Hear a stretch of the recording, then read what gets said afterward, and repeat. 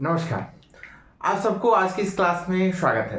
तो आज सामने देख रहे हैं बहुत सारी चीज़ें हैं और ये सारी चीज़ें जब हम शादी करते हैं, शादी के टाइम पे ये सारी चीज़ें की ज़रूरत पड़ती है और उसके साथ साथ आपका नेचर कैसा रहेगा, आपकी सोच कैसी रहेगी, आपकी मेंटेलिटी कैसे रहने वाली है, आपकी अप्रोच कैसे रहने वाली है, ये सारी चीज़ें इससे पता चल सकती है। ये क्या है?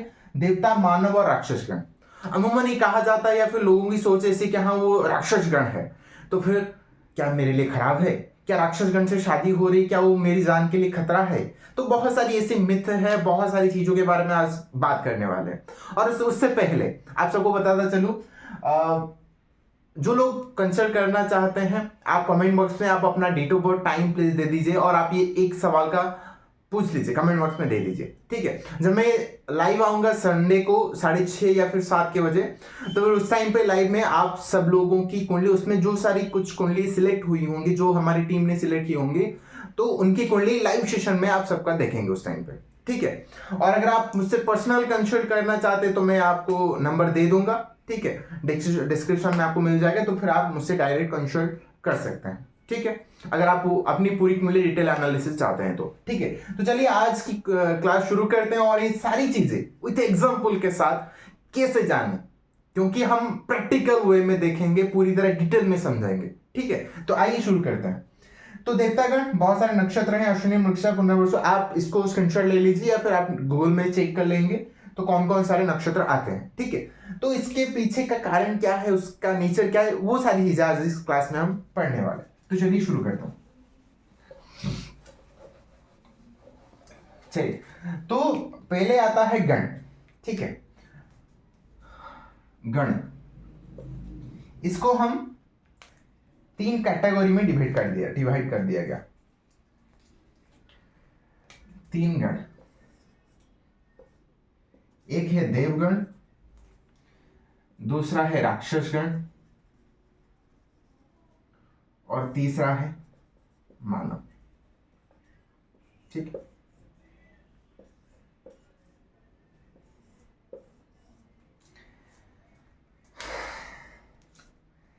एक है देवगण, एक मानवगण और एक है राक्षसगण, ठीक है। देवगण में भगवान श्री रामचंद्र जी का जन्म हुआ था। कौन से नक्षत्र में? पुनर्वसु, ठीक है। पुनर्वसु नक्षत्र जो कि देवगण में आता है और इस नक्षत्र में भगवान श्री रामचंद्र जी का जन्म हुआ था, ठीक है। जब मानवगण की बात करते हैं, भगवान श्री कृष्ण जी ने, ठीक है, श्री कृष्ण, जिनका जन्म नक्षत्र है रोहिणी नक्षत्र, जो कि मानवगण में आता है, ठीक है। और राक्षसगण में जो आप जाने पहचान है एक्टर है संजय दत्त, ठीक है, उनका कृत्तिका नक्षत्र में जन्म हुआ था, ठीक है। तो ये सारी चीजें हैं। तो अब जानते हैं, चलिए इसको डिकोड करते हैं, ठीक है। देवगण, मानवगण और राक्षसगण, ठीक है। आप रामचंद्र जी को देखिए, पुनर्वसु नक्षत्र में है। तो फिर जो लोग देवगण के होते हैं ना, उनके साथ क्या होता है, ये पहली चीज क्या है, स्पिरिचुअलिटी आ जाती है इनके अंदर, थोड़ा ये आध्यात्म से जुड़ जाते हैं, क्योंकि देवगण है तो अंदर सात्विक चीजें होती है, जो अच्छी अच्छी चीजें होती हैं उनके अंदर इनबिल्ट भगवान ने दिया होता है वो सारी चीजें, ठीक है। कहीं ना कहीं उनकी लाइफ में चीजें सिंप्लीफाई चीजें हो जाती है, ठीक है। और उनको भगवान का साथ, आशीर्वाद, कहीं ना कहीं उनको वो सारी चीजें मिल जाती है। हालांकि अगर आपकी कोई में बहुत सारी, मतलब अगर आपका लग्न ज्यादा पीड़ित ना हो तो वो डिफरेंट फैक्टर आ जाता है, लेकिन इन जनरली जो देवगण के होते हैं उनकी लाइफ सिंप्लीफाई हो जाती है, हर किसी से घुल मिल जाते हैं, उनके अंदर पॉजिटिव वाइब्स आती हैं, ठीक है ना। और जहां पे भी जाते हैं उनकी तारीफ, उनकी ऑरा ही ऐसे स्ट्रांग होती है, जिस वजह से क्या होता है, लोग आकर्षित हो जाते हैं, ठीक है। तो ये है देवगण के बारे में। दो देवगण की अगर हम कंपेटिबिलिटी देखें तो फिर देवगण के साथ देवगण की शादी हो तो फिर बहुत अच्छा चलता है, देवगण के साथ मानव की अगर शादी होती है तो फिर वो भी अच्छा चलता है। लेकिन देव और राक्षस की जब शादी होती है तो फिर वहां पे थोड़ी बहुत आर्गुमेंट इश्यूज आ जाता है, तो फिर वहां पे थोड़ी सी डिस्टर्बेंस आ जाती है। ठीक है, ये था देवगन का। देवगन का सब कुछ बढ़िया है, कोई टेंशन की बात है नहीं। जब हम बात करते हैं मानवगण, ठीक है, मानवगण का आखिर में देखेंगे, क्योंकि देव और राक्षस के बीच में आता है। क्योंकि मानवगण एक ऐसा है जो कि देव भी बन सकता है, जो राक्षस भी बन सकता है। तो उसके बाद आखिर में रखते हैं। चलिए अब राक्षस गण की बात करते हैं। संजय दत्त, ठीक है, उनका जन्म कृत्तिका नक्षत्र में हुआ था। ठीक है, कृत्तिका नक्षत्र आता है राक्षस गण के अंदर। ठीक है, और अमूमन ये लोगों की सोच है, एक मिथ है कि राक्षस गण जिनका होता है उनकी लाइफ थोड़ी, मतलब राक्षस हैं, सब कुछ खत्म कर देंगे, डिस्ट्रॉय कर देंगे। ठीक है, ऐसा बिल्कुल नहीं होता है। क्योंकि इस कलयुग में सबसे अगर ज्यादा कोई पावरफुल है ना, तो फिर वो राक्षस गण वाले होते हैं। क्योंकि राक्षस गण वालों की खासियत क्या होती है, क्योंकि वो डिटरमाइंड होते हैं। डिटरमाइंड, ठीक है, अगर एक चीज मुझे चाहिए मतलब चाहिए। क्योंकि राक्षस गण देखोगे, क्योंकि तपस्या करते हैं बहुत सारी, मतलब घोर तपस्या करके, मतलब चीजें पाना है, मतलब पाना है, भगवान से वो वरदान भी पाते हैं। ठीक है, तो उनके अंदर स्ट्रॉन्ग पर्सनालिटी है, डिटर्मिनेशन है, उनको पैशन है उनके अंदर। ठीक है, पैशन है, अगर ये चीज पाना है, पाना है, कुछ भी कर लेंगे।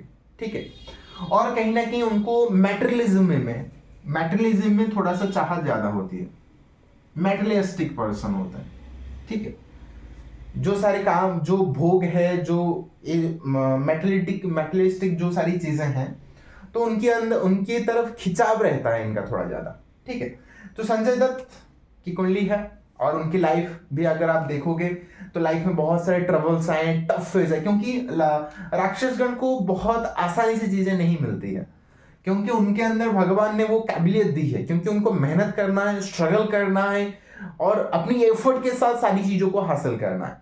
तो इस वजह से अगर आप संजय दत्त की कुंडली भी देखोगे तो फिर कहीं ना कहीं उनके लाइफ में बहुत सारे ट्रबल्स आए, और फिर धीरे धीरे इवॉल्व होते चले गए, और कहीं ना कहीं अभी उनकी लाइफ धीरे धीरे बेटर होती चली जा रही है। ठीक है, तो मैं बहुत मेहनत के बाद फिर जाकर चीजें आपको लाइफ में हासिल होती है। ठीक है, जब हम बात करते हैं मानवगण की, ठीक है, मानवगण सबसे इंटरेस्टिंग चीज होता है। ठीक है, क्योंकि देवगण एक उनकी सोच एक तरफ हो गई, राक्षसगण उनकी सोच एक तरफ हो गई।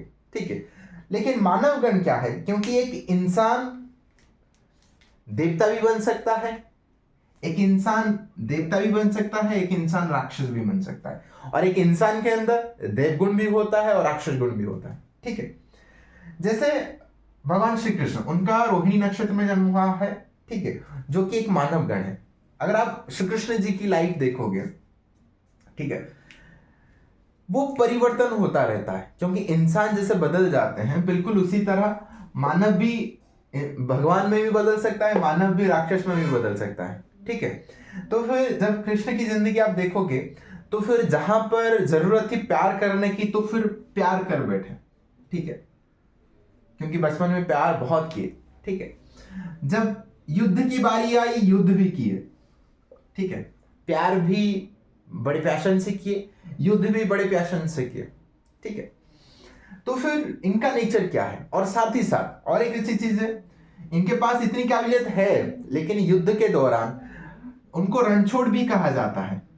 ठीक है ना, रणछोड़ भी कहा जाता है। क्यों कहा जाता है, क्योंकि जब जरूरत पड़े तो फिर रण को छोड़ भी सकते हैं। लेकिन ये चीज आप देवगण और राक्षसगण के अंदर नहीं पाओगे।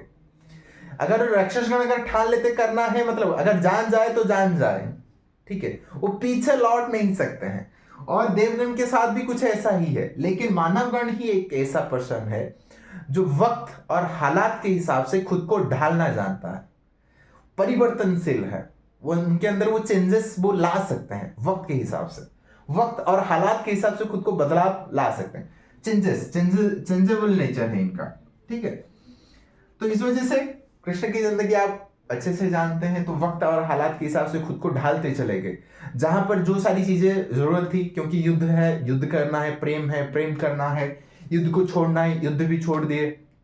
ठीक है, तो जो जब जैसी हालत हुई वो सारी चीजें लाइफ में करते चले गए। ठीक है, अगर आप इनमें से किसी का भी कोई गण है तो फिर कमेंट करके जरूर बताइए कि आप खुद से कितना रिलेट करते हैं। जो मानव गण है आप खुद कमेंट करके बताइए कि आप वक्त के हिसाब से खुद को ढालना जानते हैं या नहीं जानते हैं, क्योंकि चेंज बहुत ज्यादा कर देते हैं। ठीक है, और अगर आप लव रिलेशनशिप में हैं, किसी से प्यार करते हो, आप खुद भी देखोगे, अगर आप राक्षस गण वाले हो तो फिर देखोगे आपके अंदर थोड़ा सा स्टिफनेस आ जाती है आपके अंदर। आप बहुत इतना मतलब खुद को बदलना पसंद नहीं करते, जो जैसा है वही वैसा है। लेकिन मानव गण अगर आपका है तो फिर देखोगे लव रिलेशनशिप में अगर पार्टनर की ख्वाहिश ऐसी है, ये सारी चीजें, तो फिर आप देखोगे खुद को बदलना जानते हो और उस हिसाब से खुद को बदल भी देते हो। ठीक है, वीडियो कैसा लगा कमेंट करके जरूर बताइएगा। और आप अगर मुझसे कंसल्ट करना चाहते हैं तो फिर नंबर दे दूंगा डिस्क्रिप्शन में, आप डायरेक्ट मुझसे कंसल्ट भी कर सकते हैं। ठीक है, और आपका कौन सा गण है कमेंट करके जरूर बताइएगा। और हाँ, और एक चीज रहेगी, मानव कंपैटिबिलिटी की अगर शादी की बात करें तो फिर मानव से अच्छा मतलब लव लाइफ, मैरिटल लाइफ बहुत अच्छी जाती है। मानव का देवगण से भी बहुत अच्छा जाता है, लेकिन मानव का राक्षस गण से थोड़ा सा उतना नहीं बनता है। और साथ ही साथ और एक चीज होता है, अगर शादी के दौरान अगर लड़के का मानव होता है और फीमेल का अगर राक्षस होता है तो फिर वो वर्जनीय होता है या फिर उसको बहुत अच्छा नहीं मानते हैं। लेकिन हाँ, कुछ एक्सेप्शन में अगर लड़की का अगर मानव गण हो जाए, फीमेल का मानव गण हो जाए और लड़के का अगर राक्षस गण हो जाए तो फिर कुछ केसेस में वो चीज एडजस्ट कर लेते हैं, हाँ उसमें भी शादी कर लेते हैं। ठीक है, और राक्षस का अगर राक्षस से ही शादी किया जाए तो फिर वो फार बेटर रहता है। और कहीं ना कहीं थोड़ा सा ईगो क्लासेस भी होते हैं, क्योंकि दोनों के अंदर स्टिफनेस है। लेकिन हाँ, कंपेटेबल, इन दोनों से कंपेटेबल राक्षस से राक्षस शादी होना बेहतर माना जाता है। ठीक है, वीडियो कैसा लगा कमेंट करके जरूर बताइए और नेक्स्ट वीडियो में आप सबसे जरूर मुलाकात होगी। नमस्कार।